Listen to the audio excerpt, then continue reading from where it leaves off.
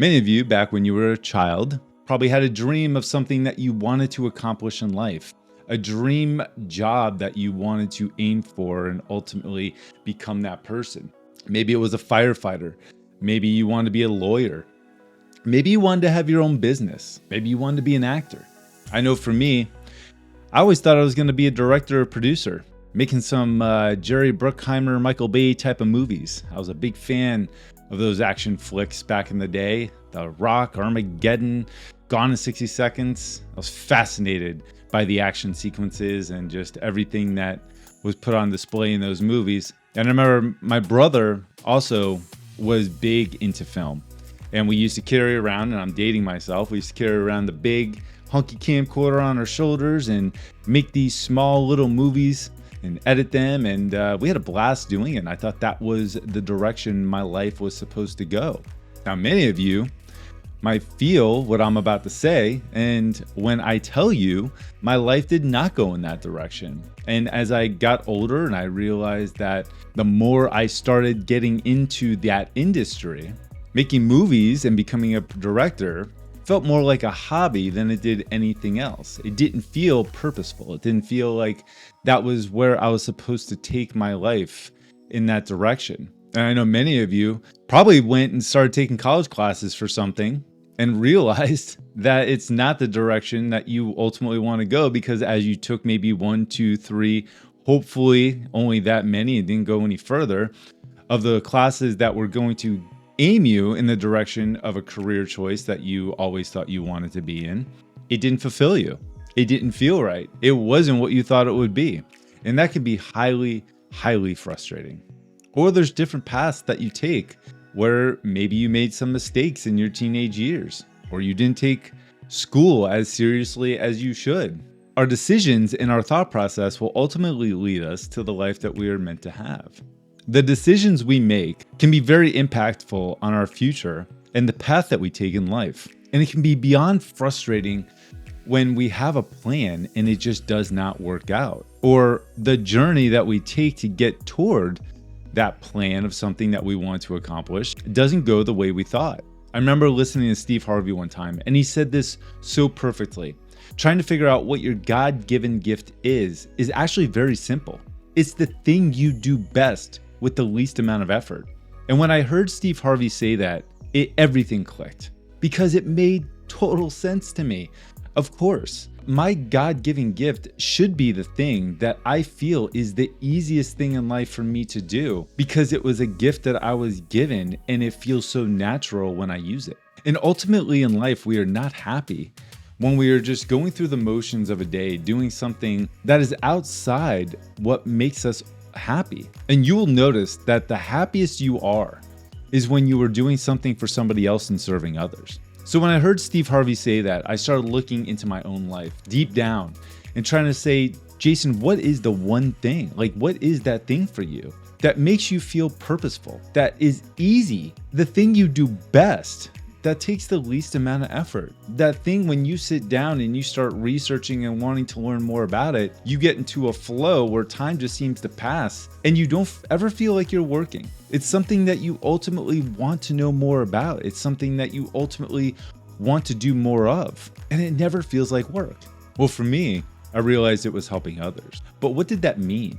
That meant learning more about the experiences that other people are having, identifying the problems that they are having in life, and finding solutions for them based on my own personal experiences, what the Bible says, and the knowledge that I can obtain by sitting down, researching, educating myself, and learning more about how I can help others on their path. And what I found is that it also helped me help myself in this path in life that can be so frustrating and difficult. You know, listening to Steve Harvey's story, it was very impactful for me, because it made me realize that we can't just sit around and feel sorry for ourselves because we keep hitting obstacles and having to overcome these adversities, because the journey is part of the experience that we are going to have later. The journey is teaching us to build that mental toughness, to learn the lessons that we need in order to also be humbled, but to also realize that we need to have faith. Steve Harvey was homeless.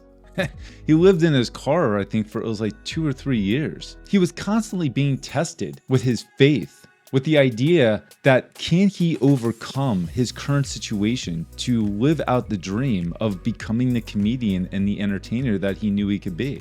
And finally, he got his big break in his late 30s to be the host of Showtime at Apollo. It took a long time in Steve Harvey's life to get to where he wanted to be.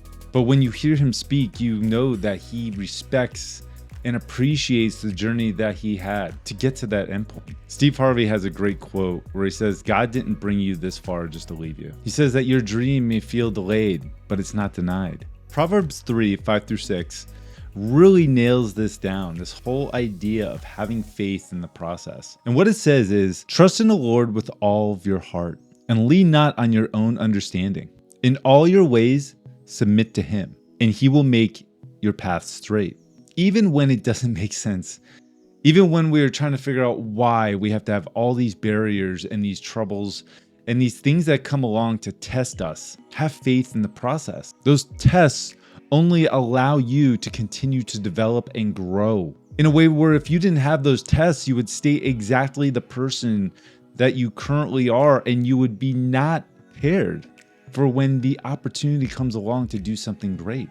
Because to do something great, you have to be great. You can't be average. You can't be the average person. You need to be battle tested. And that's exactly what the journey is for. James 1:2-4 explains this perfectly as well. It says, consider it pure joy, my brothers and sisters, whenever you face trials of many kinds, because you know the testing of your faith produces perseverance. Let perseverance finish its work so that you can be mature and complete, not lacking anything. Trials are part of the transformation.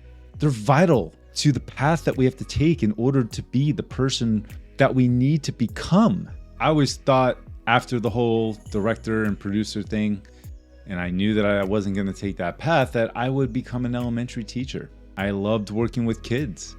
I thought that was the path I was supposed to take. And I started taking classes in college to become a teacher. I started shadowing at local elementary schools and talking with the teachers. And I even took the exam for my teacher certification because I thought this was the path I was supposed to take. Everything felt wrong about it. And I never understood that because I was like, well, why wouldn't you want me to be a teacher? Like, I love working with kids, especially living vicariously through them. I mean, come on. But the impact that I had when I was working before and after care and going through college, I was having a blast. To the point where I started realizing that the things I was going through, hearing how the teachers weren't making the impact that they thought they could make, literally not passing my teaching exam like 3 or 4 times for elementary teaching, I knew everything. I'm telling you, it's almost embarrassing that I did not pass it that many times, but I felt like I knew it all. And even when I got the results back, when I looked at the answers, I was like, how could I have missed that? Like, I knew that answer. Everything was stopping me from pursuing becoming a teacher, and I did not understand it. I did not understand why. But what's interesting to me is that as I look back now and after hearing what Steve Harvey said about, it's something that you do the best with the least amount of effort.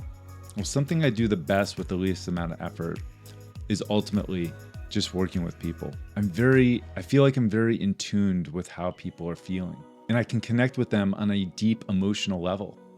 And I realized that it's almost like God was stopping me from going down a path that I ultimately was not supposed to take because there was a different path for me.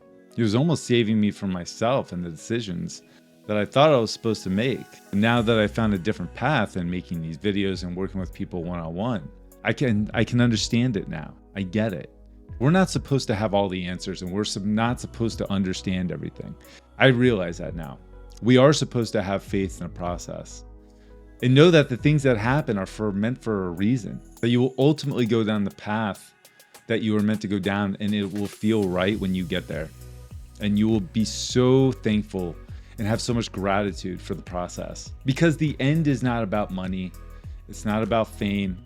It's about the journey that we take to become a better person so that we can serve others. And when you come from a place of that mentality, you'll realize that is when you are truly happy.